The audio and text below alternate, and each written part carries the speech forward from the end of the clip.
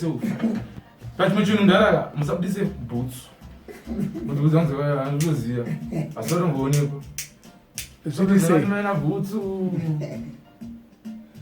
Taura itinzo zvirise. Zvirise kochavo. Mutaze mukoro. Mushi komuripo. Ndima ndi junior D yawo. Mutaze vanza? Junior D. Junior D, yeah man. Yes. Respect elder.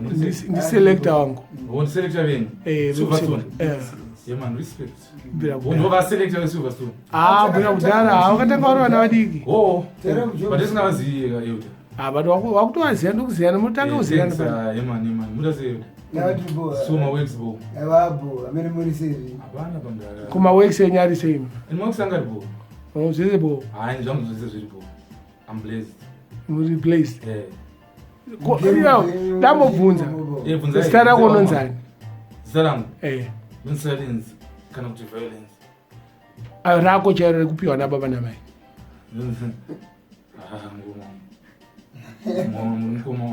Ayo ungobvunza ka ndo maita. Hauna zita rekupiwa nababa namai. Hayi. Mamwe questions ndaramunobvunza biography yangu pa Google. Alright, ndenda pa Google. Amuti neposition. Because ndoziva kuti uringire uziye hondo ka. Exactly. So muchi Google pane andakazozera ndakazvara kupi ndakadza kupi since iri interview kuna ma questions meza ndara haisi yekunzi ida kupinda basa interview nemusic silent killer mana paradise ndiroze undo umwe ndichipfekejina yeman amuri kurira kamazwano yeman ko timbireka ini yakanyatso kupinza mugame chaichai freestyle ndapa level yekuti masongo anapinza mugame andapinda mugame nemasongo akana 1 ichimbo kana 2 aiwa wakatoedza kutaura kuti yakandipinza mugame manje imi ndimwe katoiziye haisi kastanzi but I remember pastanzi level ndinatomborowa kana mabadi like ai ndirilida wearmy maizha mavabva kuwestern makabva kuwestern maizha saka mukuona kuti iregedze kuti chi imi total regi yamuda kunzwa inini yangu yakandifadza chaiche ndeyekuti iyo yekuti makauraya vanhu konyowani semusukubvunza zvinyowani kasi kuti ndakagumira paipa here nyowani kuni ndiri kuti ndizvitaureka da kuti utitaurire iwewe manditaure mati ndikuimbirei imbira mandikuimbirei songo yakandipinza mugame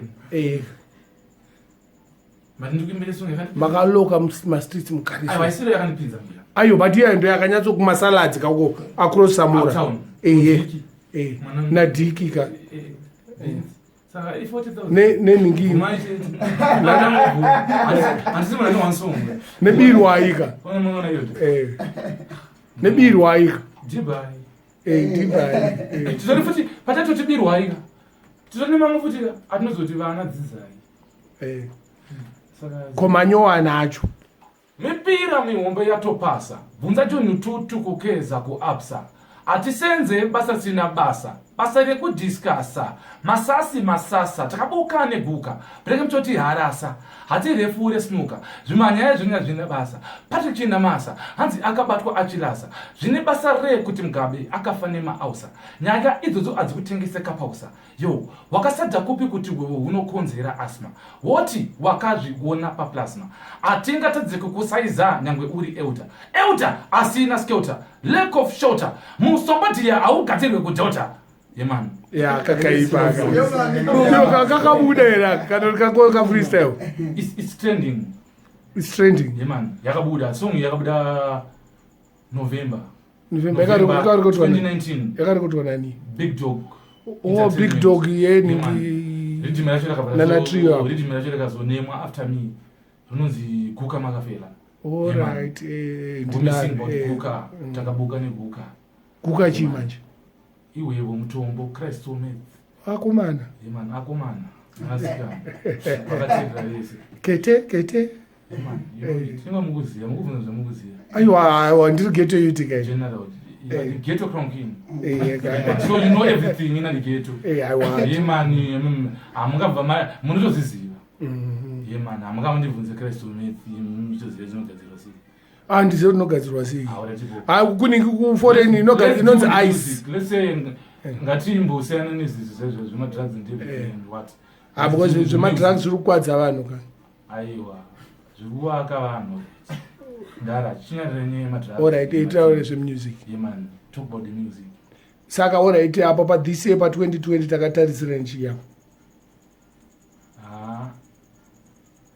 Zvokutarisira gare makangotarisira violence ne-intelligence iri muchi nemacorrections futi but evidence was appearance yangu ya2020 yandikuya nayo iri kuya muchaona disappearance. Yeah.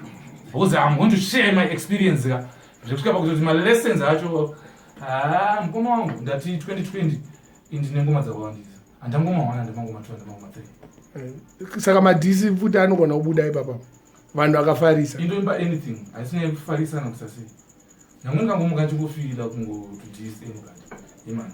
Alright. We do it for the music, for the love of the music. Disco one changoma ino vachandoma ina yeman uchero anoda uchero discipline kana nechi even vamwe vangu wacho ane dzungu anopinda nedzungu nonotopinda pini choamaina yeman. For example plus inenge art infinity the producer no the producer the studio make re music ndinare mfeso wangu the studio make ndauya kuzopinda rhythm rake ndonosvika chitoimba song kutoti rhythm rakaipa but rakabikwa neshiri nehwai kana ndakuita kuti maina futi akapinda but in a creativity manner in the artistic way anokunzwa. So in the artist kuti handina limits handama rules handama blues handama news handama ndinofuti wamaschools. Yes. So me do music balance everything. Aiwa yotoziva kuti hai muri vakuru freestyle okay. Ndatomukwadza mungu because andimiswa akukagomiswa nanikomogo ine chitema nemunhu nyangwe ndudu nyangwe chapara chine chitema pamunhu kusaiza Jesu safema kasaiza Jesus Christ. Yeah man. Zvimwe zvese tai zvemakristu mito zvemachichi zvekurira namatatu pakuti marifle but musafuti Bible very Bible.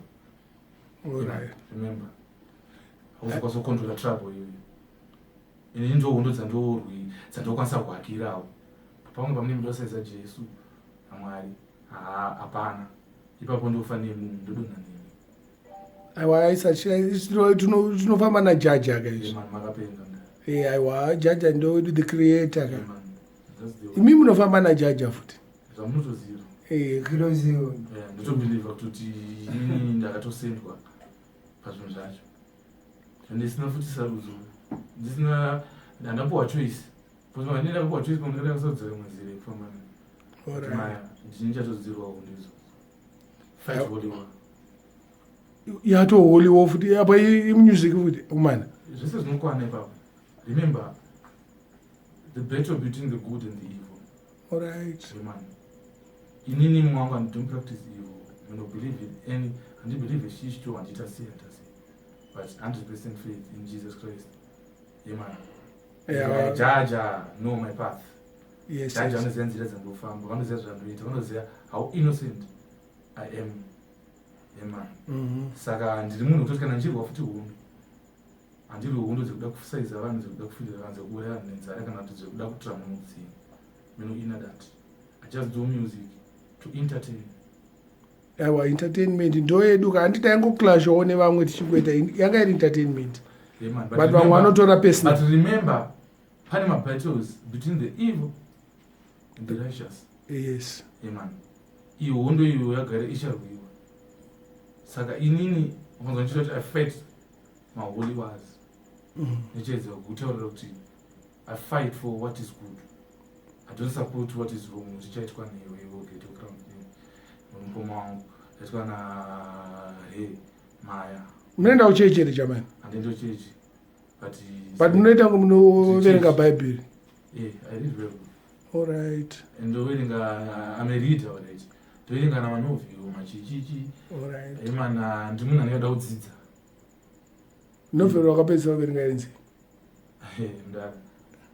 Mtu makwestions tamambo ndara. Ndara. Shatondisaira. Ndakapedzera kuverenga scripture nendudzo kuti the Lord is my shepherd, I shall not want. All right. Yeah, man. Aiwa. Ndakanazounderstanda. Nyaya ndakapedzera kuverenga ifunga nezuro. Ndinechirwa marevision. Bcause ndakatomumairenga kubva ndichikura mumastories. Zvekuti type yakona Jona ichitumwa kuenda kuniniva. Iyo vati amaya mandinde kutashishi. Meno kuti kwanga kune umbishi here kana kuti kune but akatozodyiwa nefish. Andimukona manje. Aiwa maita pocha mani because Respect. nice one. Yeah, man.